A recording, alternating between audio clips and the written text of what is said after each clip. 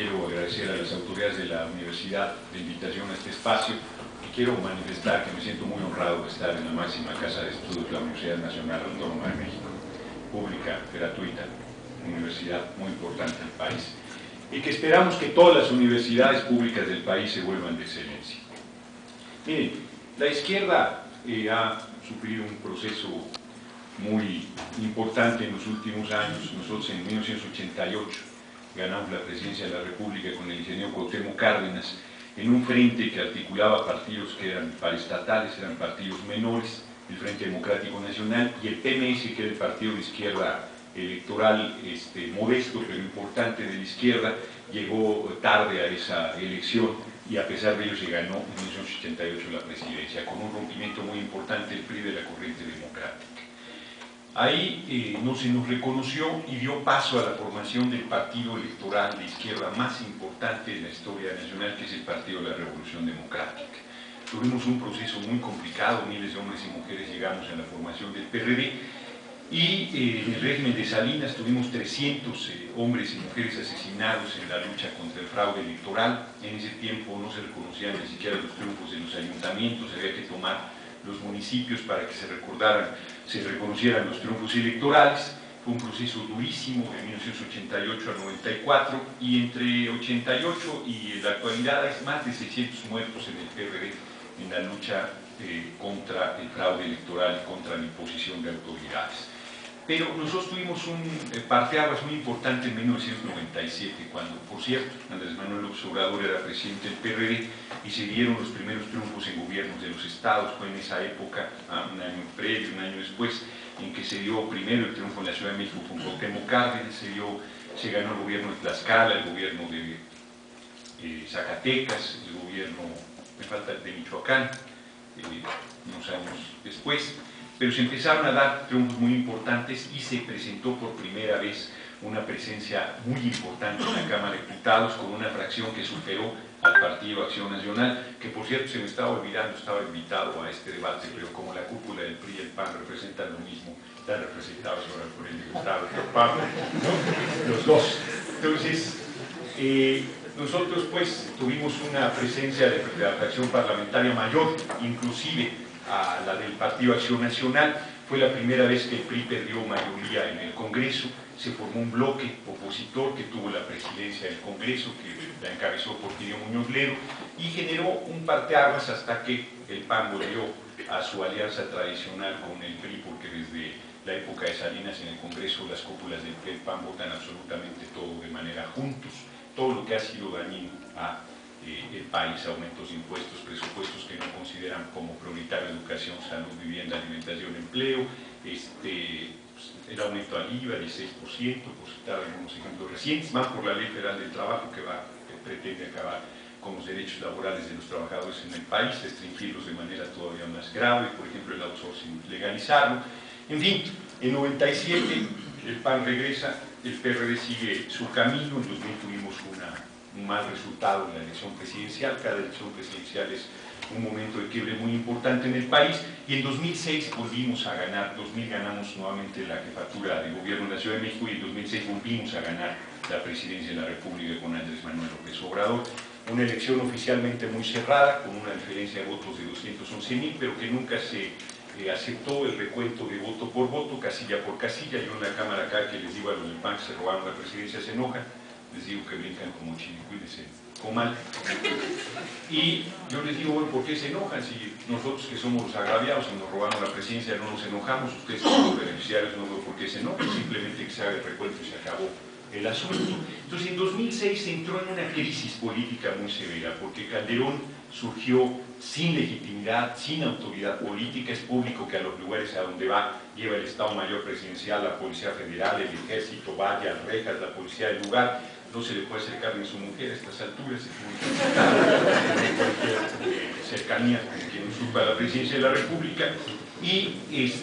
por otro lado, nosotros de izquierda asumimos una posición del Congreso del PRD, un acuerdo unánime de no reconocer a Calderón, y mantuvimos un proceso de resistencia, de desconocimiento, de confrontación, de crítica, de demostración de todo lo que Calderón era, además de legítimo, contrario al interés nacional. Yo a él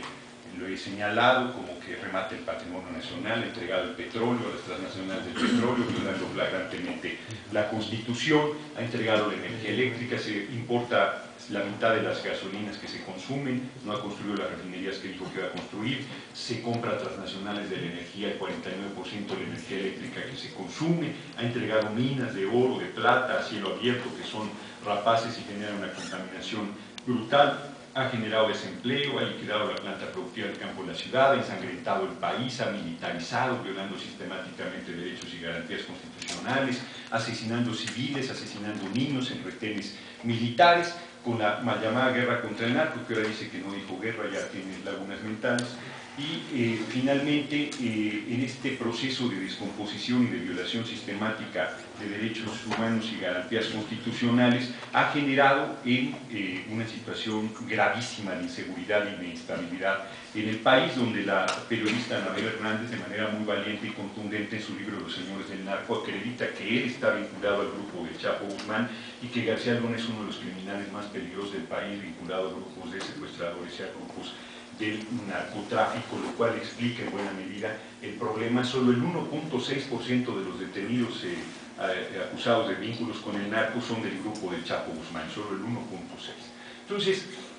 Calderón, reitero, se ha militarizado, ha empobrecido, tenemos 40 millones en extrema pobreza ganando $1 al día, tenemos cerca de 50 millones con $2 al día, tenemos 80 millones en la pobreza, en una situación de desesperanza verdaderamente grave. 7,5 millones de jóvenes no tienen acceso a la universidad, un número muy importante de muchachos que salen de la secundaria no pueden acceder a la preparatoria, la situación de salud está totalmente desmantelada. Dice Calderón que el 80% de la población tiene cobertura médica con el Seguro Popular. Pues miente, pero además de que miente, yo lo reto a que renuncie a su seguro médico privado y se atiende en el Seguro Popular, a ver si es cierto que es tan agradable como él dice. Entonces hay una situación dramática, pero en el plano de la izquierda, que ahí me cuando me queden 3 minutos para que no vaya a pasar, en el plano de la izquierda,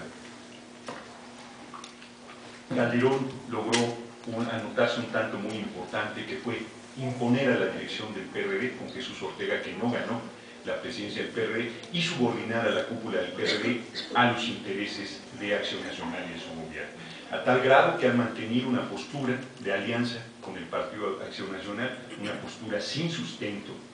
absurda, desde el punto de vista electoral. Nosotros no tenemos nada que hacer con el PAN, pero inclusive yo les pongo varios ejemplos rápidos, no sé si voy a unos 15 minutos a tocar todos los temas que quisiera, pero si no la réplica tocaré los que me queden en el tintero.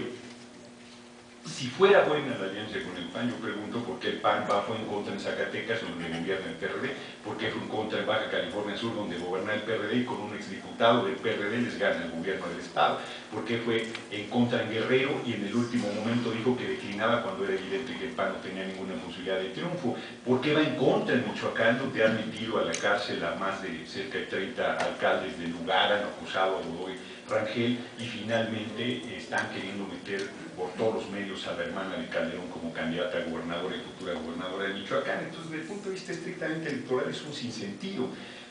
la alianza con el PAN, pero desde el punto de vista político peor, porque no pensamos lo mismo, no proponemos lo mismo para el país. Nosotros queremos rescatar a Pemex, ellos quieren privatizarlo, nosotros queremos defender la industria eléctrica mexicana, ellos están entregando a las transnacionales del ramo, ellos están desmantelando, están generando desempleo, mandaron a los electricistas a la calle, a los de Mexicana, a Cananea, y así un número muy largo que podríamos aquí enumerar, además de todo lo que ya dije, la militarización, ensangrentar el territorio nacional, y ahora todo el desorden que ha creado, ahora quiere que los medios no digan nada en esos acuerdos absurdos de censura que implica lo que ayer fue presentado por los medios masivos de comunicación. Entonces, frente a este escenario, que la cúpula del PRD planteó una alianza con el PAN, pues es un despropósito. Yo les digo, va a haber una consulta el domingo, entonces esa consulta nos tiene sin cuidado porque no se puede pedir que se haga la voluntad de Dios en los jueces de mi compadre, y nosotros no vamos a aceptar que tomen decisiones por nosotros en cosas de principios, en cosas fundamentales como son con quienes vamos a ir aliados o no.